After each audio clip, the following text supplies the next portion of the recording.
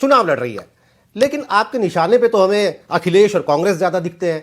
तो क्यों ना माना जाए कि आप बीजेपी के खिलाफ विपक्ष का वोट बांट रहे हैं, यानी बीजेपी को फायदा पहुंचा रहे हैं? देखिए, सबसे पहले जितने पॉलिटिकल एनालिस्ट हैं, ये सब के सब जो है एक सो कॉल्ड सेकुलर अपने आप कहते हैं, मगर इनकी जबानों से कभी ये नहीं निकलता कि अखिलेश यादव के फैमिली के 3 मेंबर्स और बहुजन समाज पार्टी के इतने एमपीज मिल के लड़ने के बावजूद भी क्यों हारे। क्या ये सो कॉल्ड पॉलिटिकल एनालिस्ट जो अपना पेट पालते हैं असदुद्दीन ओवैसी को गाली देकर, इनकी जबान से ये क्यों नहीं निकलता कि हिंदू वोट नहीं मिला, इसीलिए अखिलेश यादव के वाइफ और उनके दोनों भाई हार गए। ये क्यों नहीं कहते कि बीएसपी एसपी के अलायंस के बावजूद भी बीएसपी को हिंदू वोट नहीं मिला तो उनको नाकामी मिली। तो ये इनका ये समझते हैं कि इस तरह से ये बोलते रहेंगे तो मैं इनसे सर्टिफिकेट लूंगा, मैं भाड़ में जाए, मुझे इनकी सर्टिफिकेट की जरूरत नहीं है। और मैं पार्लियामेंट का मेरा रिकॉर्ड है, जब से 2014 से बीजेपी की सरकार बनी, मैं कंसिस्टेंटली मोदी सरकार के खिलाफ बोल भी रहा हूं और पार्लियामेंट में डिवीजन मांगकर उनके खिलाफ वोट भी दे रहा हूं। ये सेकुलर पार्टीज जिसके ये सो कॉल्ड एनालिस्ट जो पेट पालते हैं अपना ओवैसी को गाली देकर, वो ये क्यों नहीं कहते कि जब यूएपीए का बिल आया तो कांग्रेस और सपा ने साथ दिया? क्या नहीं दिया उन्होंने? यही तो हम बता रहे हैं। तो यकीनन हम हर स्पीच में, मेरी हर तकरीर में, हर भाषण में मैं बीजेपी को तनकीद का निशाना बनाता हूं, क्योंकि हमारा बुनियादी प्राइमरी ऑब्जेक्टिव यह है कि उत्तर प्रदेश में दोबारा बीजेपी की सरकार ना बने, योगी आदित्यनाथ यूपी के मुख्यमंत्री ना बने।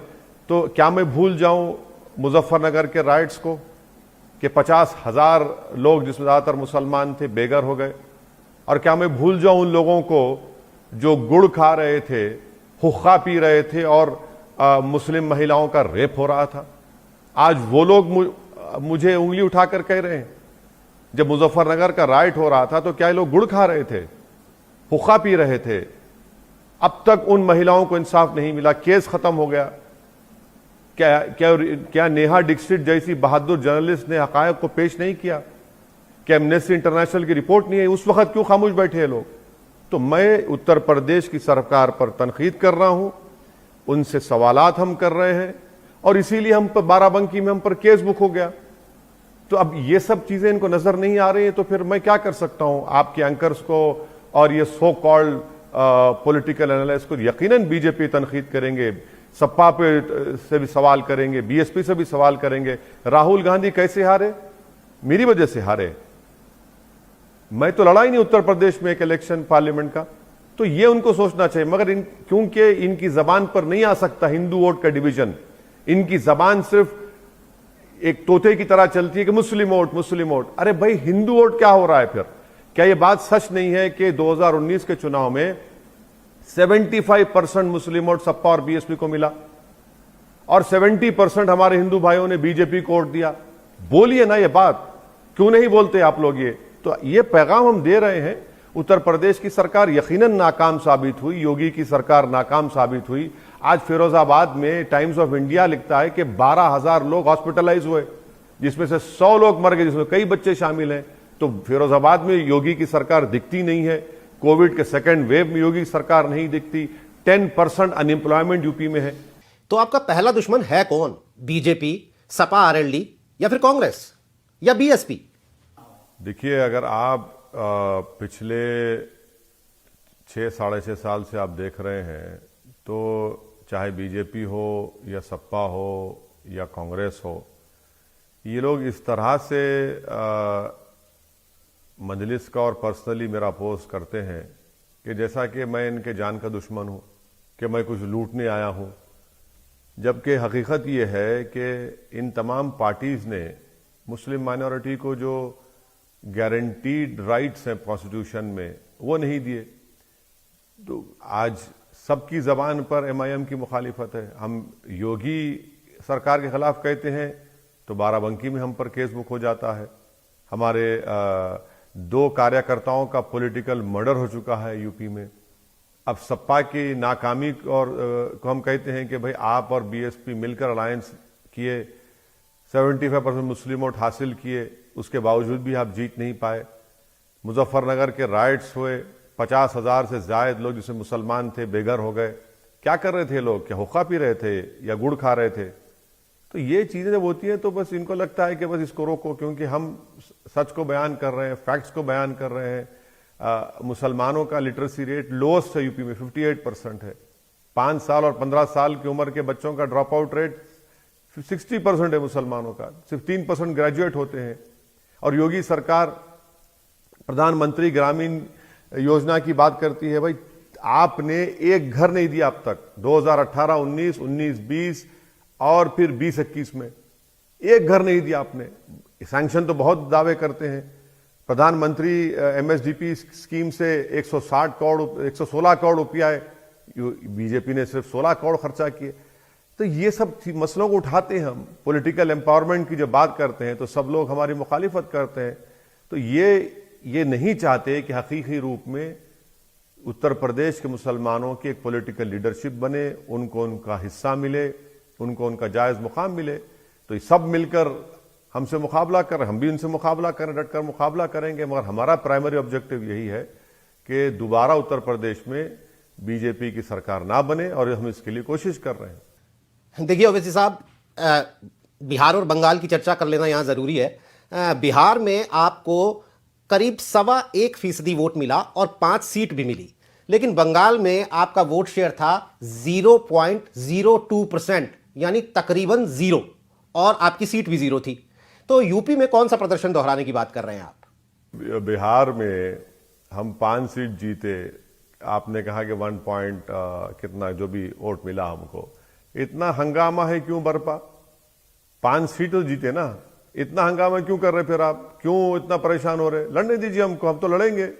मगर इस तरह से एमआईएम पर और मुझ पर पर्सनल अटैक करना, क्या क्या नाम से पुकारे जाते हैं हम लोग, तो ये तो इनकी परेशानी दिख कर आ रही है, इनका फ्रस्ट्रेशन दिख कर आ रहा है। और ये समझ नहीं पा रहे हैं कि मुसलमान जो माइनॉरिटी में जरूर है, जो उत्तर प्रदेश में 19% पॉपुलेशन में उनका हिस्सा है, आज वो भी चाहते हैं भाई, वो भी तो एक मुकाम चाहते हैं, वो भी तो एक इज्जत चाहते हैं, वो भी तो अपना हिस्सा चाहते हैं। चाहे वो अगर यादवों को मिलता है या फिर ब्राह्मण समाज के लोगों को मिलता है या ठाकुर समाज के लोगों को मिलता है, तो जिस तरह यादव को छोड़कर जो दूसरा ओबीसी समाज है जिनसे इंसाफ नहीं हुआ, चाहे वो राजभर हो या सैनी हो या फिर आपके कुशवाहा हो, ये सब लोगों को समाज में हक चाहिए।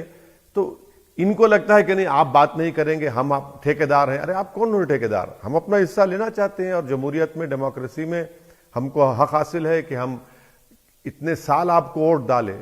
कभी हमने ये नहीं देखा कि भाई आपको वोट डालते रही इस उम्मीद पर कि आप हमारा फायदा करेंगे, हमसे इंसाफ करेंगे, बल्कि आप तो हमेशा नाइंसाफी किए। जब कभी भी आपको सत्ता मिली तो मुजफ्फरनगर मिला, जब कभी आपको सत्ता मिली तो हाशिमपुरा मिला, और बीजेपी सत्ता में रही तो 6 दिसंबर हुआ।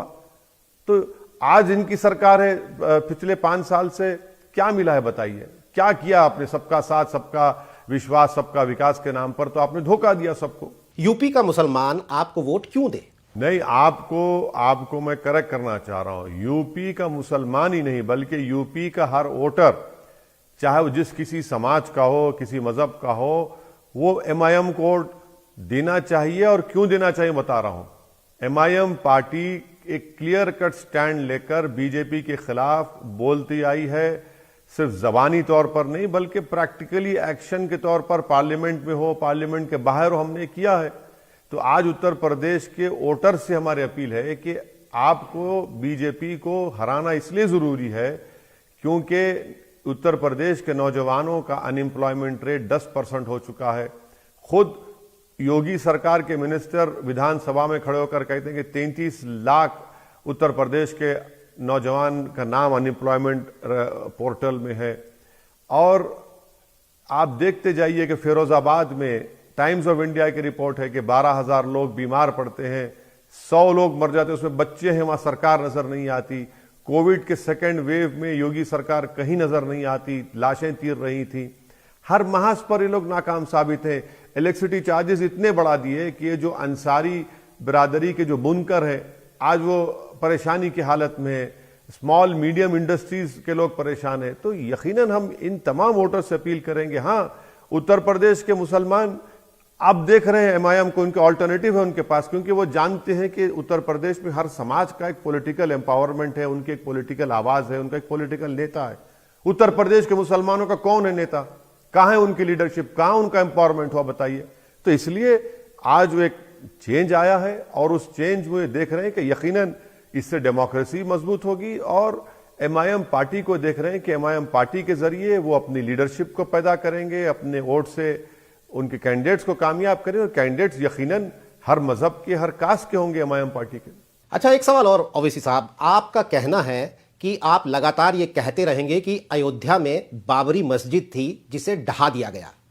सुप्रीम कोर्ट का फैसला आ चुका है, आप वकालत की डिग्री रखते हैं, क्या आपको नहीं लगता कि सुप्रीम कोर्ट का फैसला आने के बाद भी आपके ऐसे बयान सांप्रदायिक तनाव भड़का सकते हैं? और आपको ये क्यों नहीं लगता कि सुप्रीम कोर्ट ने सारे पहलुओं को सुनने के बाद एक न्यायोचित फैसला सुनाया है?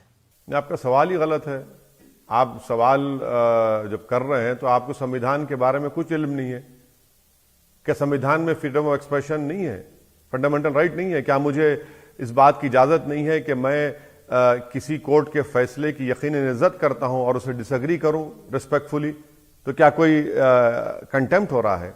क्या सुप्रीम कोर्ट के एक माहिर लेट जज जो चीफ जस्टिस हो चुके हैं, उन्होंने नहीं कहा था सुप्रीम कोर्ट के बारे में कि supreme court is supreme but not infallible? क्या सुप्रीम कोर्ट ने खुद इस फैसले में नहीं कहा था कि मस्जिद को शहीद करके वहां पर ये काम हुआ है? एग्रीगेस उसने कहा सुप्रीम कोर्ट ने। तो यकीनन सुप्रीम कोर्ट का फैसला सुप्रीम है, but supreme court is not infallible. अब राम मंदिर के बारे में आप बात करते हैं तो भाई बाबरी मस्जिद जो जिसने तोड़ी, एक आदमी को सजा नहीं होती। क्या करूं मैं? थाली मारूं और बोलूं कि बहुत अच्छा काम हुआ? सारी दुनिया के सामने सुप्रीम कोर्ट को जाकर बीजेपी की सरकार ने आश्वासन दिया था कि हम बचाएंगे बाबरी मस्जिद को। मस्जिद को आपकी नाक के नीचे मस्जिद शहीद हो गई और किसी के ऊपर कन्विक्शन नहीं होता। तो क्या ये फैक्ट नहीं है? झूठ बोल रहा हूं मैं? ये सच्चाई है। और यकीनन हम रहती दुनिया तक बोलते रहेंगे कि वहां पर मस्जिद थी, वहां पर मुसलमान नमाजें पढ़ी, और 1948 भारत को आजादी मिलने के एक साल के अंदर वहां पर रात के अंधेरे में बुजदिली के तौर पर चोरों की तरह मूर्तियां रखी गई। फिर राजीव गांधी के दौर में ताले खोले गए, शिलान्यास हुआ, और फिर 6 दिसंबर 1992 को बाबरी मस्जिद को शहीद कर दिया गया। ये सच्चाई है, इसमें कौन इनकार करेगा इसको? जो कोई सच्चाई और इंसाफ पसंद है वो इस बात को कहेगा हाँ ये फैक्ट है, और हम फैक्ट को बोलते रहेंगे। आप संविधान की बात बार बार करते हैं, लेकिन जब यूपी में आते हैं तो सिर्फ मुसलमान की बात करते हैं। आपके पार्टी के नेता जो यूपी में हैं, प्रभारी हैं आपकी पार्टी के, वो कहते हैं कि भाई जिन मुसलमानों को दूसरी पार्टियां टिकट नहीं दे रही हैं वो हमारे पास आ जाएं। तो एक ही धर्म की, एक ही समुदाय की बात करके आप संविधान में जो धर्मनिरपेक्षता की बात है उसे कैसे मजबूत करेंगे? कौन सी बात जो मैंने तकरीर में कही जो संविधान के खिलाफ है बताइए? कौन सा संविधान का सेक्शन या आर्टिकल के खिलाफ है बताइए?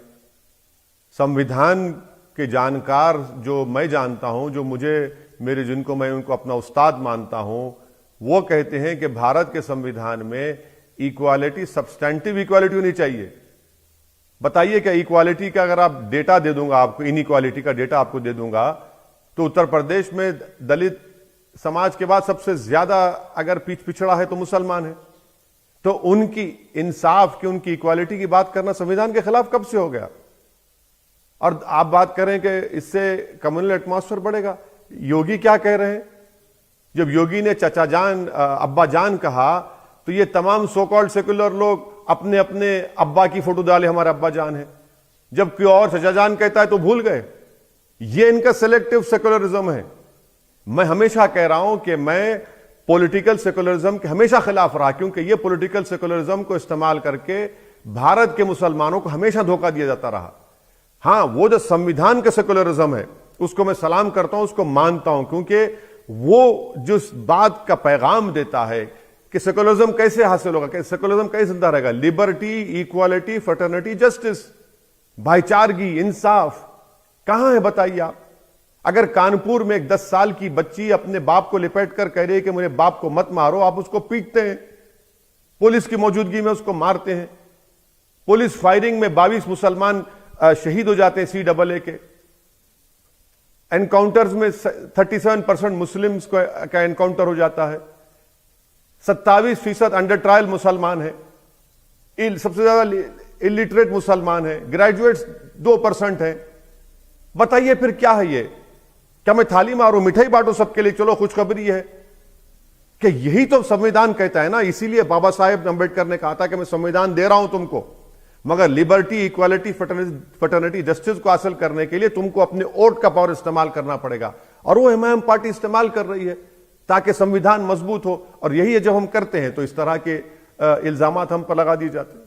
हाल ही में पूर्वांचल के एक बाहुबली नेता अतीक अहमद ने आपकी पार्टी ज्वाइन की है, और एक और बाहुबली नेता है मुख्तार अंसारी। तो आप कहते हैं कि दूसरी पार्टियों में भी तो भाई आपराधिक छवि के नेता हैं, लेकिन यही बात सब लोग करते रहेंगे तो फिर स्वच्छ राजनीति, अपराधों से मुक्त राजनीति कैसे हो पाएगी? संविधान का शासन कैसे लागू हो पाएगा? पूछिए बीजेपी से। अभी जो मौजूदा उनकी विधानसभा में 37% उनके MLAs पर क्रिमिनल चार्जेस हैं। पूछिए जाकर बीजेपी से कि जो उनके एक मेंबर ऑफ पार्लियामेंट है उनके ऊपर कौन से चार्जेस लगे हैं, कौन से चार्जेस लगे हैं उसके ऊपर, प्रज्ञा ठाकुर के ऊपर। पूछिए JDU से जो बीजेपी की अलाई है कितने MPs पर क्रिमिनल चार्जेस हैं। उत्तर प्रदेश के मुख्यमंत्री खुद अपने खिलाफ केस को विड्रॉ करते हैं और दूसरे केस में कहते हैं प्रोसिक्यूशन नहीं होगा मुझ पर। 77 केसेस विड्रॉ करते हैं मुजफ्फरनगर के कांड के। 50,000 लोग उसमें बेघर हो गए। तो ये क्या है? ये क्या लोकप्रिय नेता है ये? और बाहुबली का इस्तेमाल करें तो इनके लिए बाहुबली इस्तेमाल करिए ना आप। क्या संविधान के तहत, इलेक्टोरल लॉ के तहत क्या अतीक इलेक्शन नहीं लड़ सकते? लड़ सकते हैं। केसेस उन पर हैं। जिस दिन कन्विक्शन होगा नहीं लड़ पाएंगे, और कन्विक्शन अगर 1 साल के ऊपर नहीं लड़ पाएंगे वो, मगर जब तक कन्विक्शन नहीं होगा लड़ेंगे इलेक्शन। और जहां तक मुख्तार अंसारी साहब की बात है, हमारी उनसे कोई बातचीत अभी तक नहीं हुई है, कोई बातचीत उन पर नहीं हुई। मगर हमको तकलीफ इस बात की है कि आपने 17 में उनको टिकट दिया BSP ने, जब उनको नहीं मालूम था कि इनके ऊपर केसेस हैं। आज आप कहते हैं कि हम बड़े अपने आप को होलियर देन दाउ एटीट्यूड जो अंग्रेजी में कहते हैं वो आप इस्तेमाल कर रहे हैं। ये सेलेक्टिव, ये कैसी बातें होंगी? अगर आपको कहना है सबके बारे में कहिए, मगर सिर्फ अतीक के बारे में, मुख्तार के बारे में जिसका नाम शहाब होगा, अरे यही बाहुबली हो जाते हैं, दूसरे नहीं है क्या? तो इलेक्शन लॉ के तहत लड़ सकते हैं, लड़ेंगे। तो उत्तर प्रदेश जनता तय करेगी किसको वोट देना नहीं देना।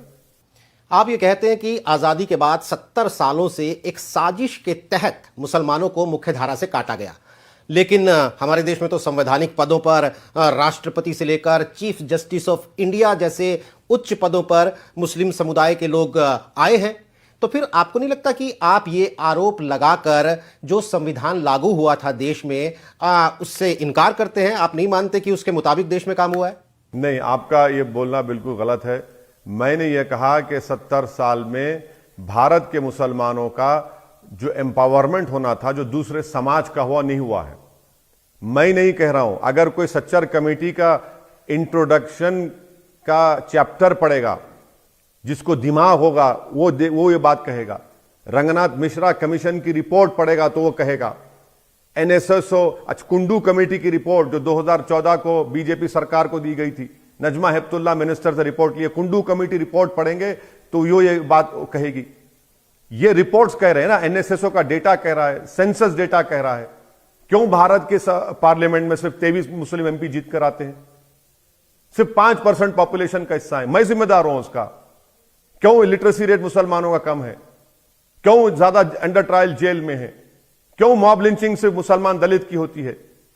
भारत का संविधान तो है ना, संविधान तो है। हमको संविधान पर भरोसा है और रहेगा इंशाल्लाह। इसीलिए हम कहेंगे संविधान जो हमको राइट्स देता है, फंडामेंटल राइट, आप सरकार में रहकर उसको फॉलो नहीं करते। बाबरी मस्जिद शहीद हो जाती है, किसी पर सजा नहीं होती। बताइए फिर क्या नाइंसाफी नहीं है? और अपील भी नहीं करती सरकार, बीजेपी अपील भी नहीं करती उसके खिलाफ। तो ये सच्चर कमेटी का झूठी है, मिश्रा कमीशन झूठा है, कुंडू कमेटी झूठी है, NSSO का डेटा झूठ बोलता है, सेंसस का डेटा झूठ बोलता है। आपका ASHE का डेटा जो कहता है कि मुसलमान 2 या 3% गए, तो वो झूठा है। जब हम ये फैक्ट्स बात करते हैं तो बड़ी तकलीफ हो जाती है। भाई सच्चाई है, सच्चाई को बोलना पड़ेगा। और जब तक अल्लाह मुझे जिंदा रखेगा मैं उत्तर प्रदेश में चुनाव लड़ता रहूंगा, भारत के हर कोने कोने में जाता रहूंगा, लड़ूंगा इलेक्शन। इलेक्शन लड़ना मेरा राइट है, वोट देना नहीं देना वो पब्लिक का राइट है, मगर ये बातें तो रखनी पड़ेगी। और एक चेंज है मुस्लिम कम्युनिटी के जो यूथ है उसमें एक चेंज है। वो देख रहे हैं कि भाई सबने हमको ठगा है, हमारा वोट लेकर कोई नेता बन गया, कोई मुख्यमंत्री बन गया, कोई सांसद बन गया और हमको एक चपरासी की नौकरी नहीं मिलती। यकीनन ये बात सही है कि फखरुद्दीन अली अहमद हो, डॉक्टर जाकिर हुसैन हो या कलाम साहब हो, सदर जमहूरिया बने, मगर क्या ये सच्चाई नहीं है कि जेलों में आज सबसे ज्यादा ट्रायल मुसलमान है? क्या मुस्लिम माइनॉरिटी का शेयर है गवर्नमेंट एम्प्लॉयमेंट में? कितने आईएएस आईपीएस हैं बताइए आप। अच्छा वो छोड़ दीजिए, कितने क्लास 4 एम्प्लॉयज हैं वो भी छोड़ दीजिए, कितने कॉन्ट्रैक्ट एम्प्लॉयज मुसलमानों के बताइए हमको आप। यही तो हम कह रहे हैं कि चपरासी की नौकरी मिलना मुश्किल है हमको। ये तमाम ओहदे तो दिए जाएंगे पॉलिटिकल पेट्रोनेज की वजह से, मगर संविधान का जो मैसेज है जिसकी हम रूह कहते हैं उसी को तो आप लोग भूल गए। जो सत्ता में है वोट तो हमारा ले लिए और हमको भिखारी और फकीर बनाकर हमको नाम नहीं ले सकते हमारा लफ्ज मुसलमान आप अपने भाषणों में। आपके स्टेज पर मुसलमान का आता है तो आप शर्मा जाते हैं। तो ये रियलिटी है। और हिंदुत्वा से मुकाबला करने के बजाय ये तमाम सो कॉल्ड सेक्युलर पार्टीज ये कर रहे हैं कि मोदी से बड़ा हिंदू हम बनेंगे। और आप भूल गए संविधान को, आप भूल गए तमाम उन तमाम बातों को जो हमारे मुजाहिद आजादी ने बातें की थी, ख्वाब देखे थे। अब तो झगड़ा इस बात का है कि मोदी से बड़े हिंदू हम हैं। यही तो चीज है जो बीजेपी को आगे बढ़ा रही है। और आप और बीजेपी में कोई फर्क नजर नहीं आ रहा देश की जनता को। चलिए ओवैसी साहब, एक बार फिर चुनाव की बात कर लेते हैं। चुनाव से पहले आपने राजभर, शिवपाल यादव जैसे जो छोटे छोटे दल हैं उनके साथ आने के संकेत दिए हैं। तो क्या यह माना जा सकता है कि पोस्ट पोल में चुनावों के बाद बीजेपी को रोकने के लिए अगर जरूरत पड़ी तो आप एसपीआरएलडी, बीएसपी या कांग्रेस जैसी पार्टियों के साथ आने के लिए भी ओपन है? अरे हम तो अभी कह रहे हैं ना, हम तो अभी कह रहे हैं आइए बातचीत करते हैं। अगर बीजेपी को हराना है, योगी आदित्यनाथ को दोबारा मुख्यमंत्री नहीं बना, अभी बात करिए ना। हम तो अभी कह रहे हैं, राजभर साहब भी कह रहे हैं कि आइए बातचीत करने तैयार हैं, मगर आप बातचीत करने के लिए तैयार ही नहीं है। और आप इंतजार कर रहे हैं कि भाई बाद में कुछ होगा, बाद में क्या होगा नहीं होगा वो तो जनता तय करेगी। हम तो अभी से कह रहे हैं कि आइए बातचीत करते हैं और कुछ नतीजे पे पहुंचते हैं। मगर अब ये इन पार्टीज को सोचना है। समाजवादी पार्टी हो, बीएसपी हो, हम बातचीत करने के लिए तैयार हैं। ये ओम प्रकाश राजभर साहब ने खुद कहा है। मुझसे भी सवाल किया गया था, मैंने भी इस बात को दोहराया और फिर कह रहा हूं। बाद में क्यों सोचते हैं आप? पोस्ट इलेक्शन आप प्री इलेक्शन बात करिए, हम बात करने तैयार हैं आपसे। कांग्रेस कहां है? राहुल गांधी खुद हार गए अमेठी में। कहां है कांग्रेस? वो खुद हार गए अमेठी में। वो जाना पड़ा उनको वायनाड को, वहां भी जीतते हैं इसलिए कि वहां पर माइनॉरिटी ज्यादा थे। कांग्रेस कहां है उत्तर प्रदेश में? ये रियलिटी है। उत्तर प्रदेश के तक तो कांग्रेस मुझे कहीं नजर नहीं आती। कि मैं किसी इंडिविजुअल के बारे में नहीं कहना चाहता, मगर रियलिटी यह है कि जो पूरे देश में समझा जाता था कि अमेठी कांग्रेस की एक बहुत बड़ी फैमिली की सीट है, वहां से हार गए वो। और मेरा कैंडिडेट भी नहीं था वहां पे मेरा कैंडिडेट भी नहीं था वहां पे, तो मुझ पर भी इल्जाम नहीं लगा सकते। हकीकत यह है कि इस देश, हमारे वतन अजीज में, हमारे देश में अगर कोई पॉलिटिकल अनटचेबल है तो उसका नाम असदुद्दीन ओवैसी है। मगर असदुद्दीन ओवैसी को अनटचेबल बनाएंगे, मगर असदुद्दीन ओवैसी के वोट चाहिए, मगर नेता नहीं बनाएंगे, मुकाम नहीं देंगे, लीडरशिप नहीं बनाएंगे, आवाज नहीं देंगे। और यही चाहते हैं कि भाई आपको मुसलमानों को एक होस्टेज बनाकर, यरगमाल बनाकर, अपना कैदी बनाकर, और उनको बार बार ये दिमाग में डाल दिया गया है कि देखिए हिंदुत्वा, बीजेपी है, मोदी। अरे भाई हम तो 50 साल 60 साल से देख रहे हैं ना, जनसंघ को देखा, आरएसएस को देख रहे हैं, बीजेपी को देख रहे हैं। आपने क्या किया बताइए ना। अगर आज मोदी देश का प्रधानमंत्री है तो उसका जिम्मेदार ओवैसी है क्या? इसका जिम्मेदार आप लोग हैं। आपका वोटर भाग गया मोदी की तरफ। मुसलमान तो आप भी आज वोट दे रहा है आपको। 2014 में 6% मुसलमान बीजेपी को वोट दिया, 19 में भी 6% दिया। मगर चैलेंज कर रहा हूं इन तमाम पार्टीज को, बोलिए कि चाहे वो अपर कास्ट हिंदू हो या ओबीसी हमारे भाई हो या दलित समाज के, कितने परसेंटेज मोदी को वोट दिए? 51% के करीब एनडीए को वोट मिला है 2019 के चुनाव में। और ये लोग, इनको इतना भी एहसास नहीं है कि भाई उंगली मेरी तरफ उठाते हैं, इल्जाम मुझ पर लगाते हैं। तो इनको सोचना चाहिए सब बातें। यूपी में कितनी सीटें जीतने का आप दावा कर रहे हैं? देखिए, हर पॉलिटिकल पार्टी कहेगी कि हम पूरे जीतेंगे, अच्छा परफॉर्मेंस करेंगे, मैं भी वही कहूंगा।